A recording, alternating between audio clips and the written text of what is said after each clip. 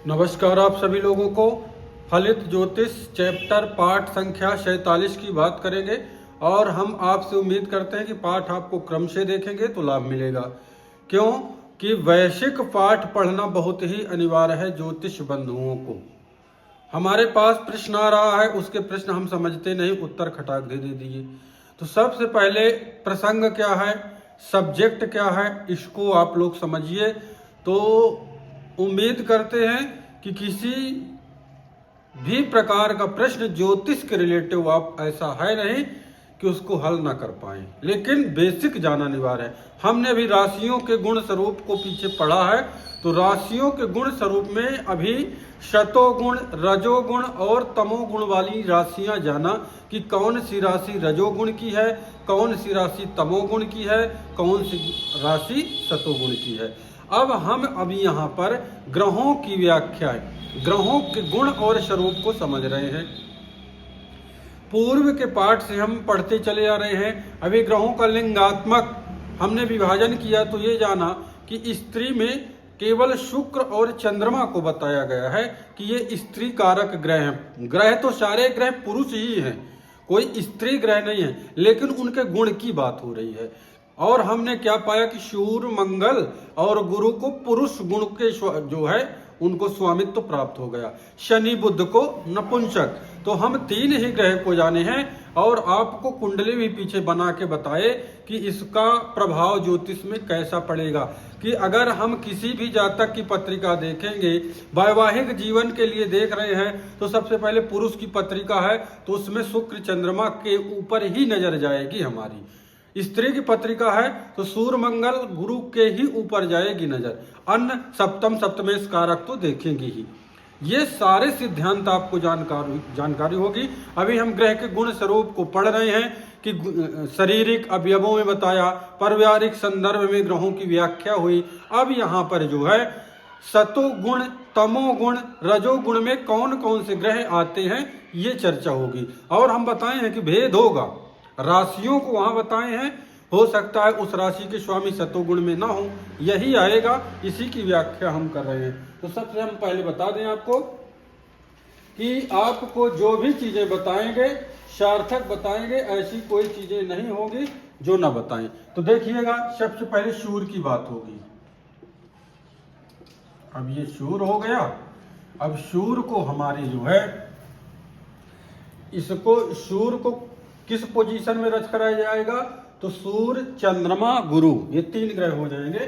सूर्य चंद्रमा गुरु पहले, सबसे पहले अपना हो जाएगा सूर्य,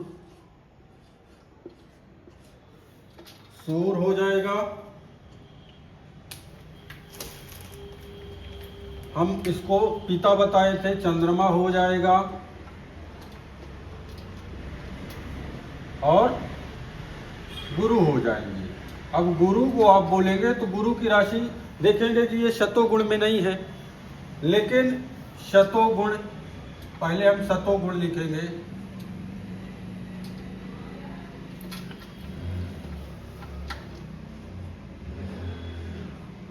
ये शतोगुण में कौन से आ गए ग्रह, तो हमारा सूर्य आ गया, चंद्रमा आ गया, गुरु आ गया। पर वहां देखेंगे तो भेद हो गया है। राशियों में अगर हम जाएंगे तो राशि को देखेंगे कि किन किन राशियों का हमने वहां पर जो है शतोगुण में रखा है, लेकिन यहाँ भेद हो गया। अब यहाँ पर देखिए, शतोगुण में सूर्य राजा है, इसको आदेश देने की, आदेश दे करके कार्य करने वाले जातक सूर्य होते।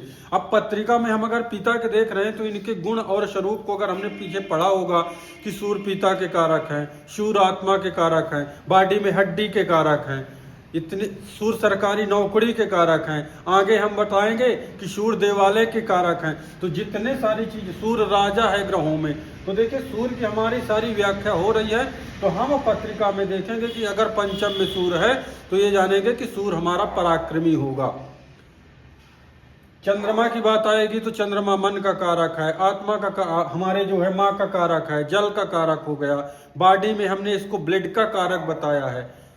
लोग बाग मंगल के से ब्लड देखते हैं, ये गलत हो जाता है। मसल पावर का कारक मंगल है, लेकिन यहाँ चंद्रमा की बात आई है कि ब्लड का कारक मंगल है। गुरु से हम वसा की बात करते हैं सुख के कारक हैं, संतान के कारक हैं, ये सतोगुणी ग्रह हैं, ये आप जानिए। अब आ जाइए रजोगुण की बात करेंगे कि रजोगुण में हम कौन कौन से ग्रहों को स्वामित्व प्रदान है। रजोगुण ये जानना बहुत ही अनिवार्य है, वैश्विक पाठ है। तो अब हम सतोगुण में कौन कौन से ग्रहों को देखेंगे। तो इसमें शुक्र और बुध को रखेंगे। शुक्र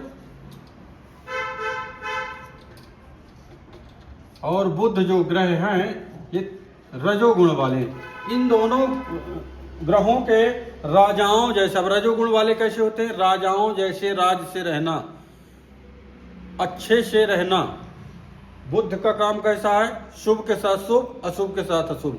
बुध त्वचा का कारक है, स्किन का कारक है, अपनी घर में देखे हैं बहन का कारक बताए हैं।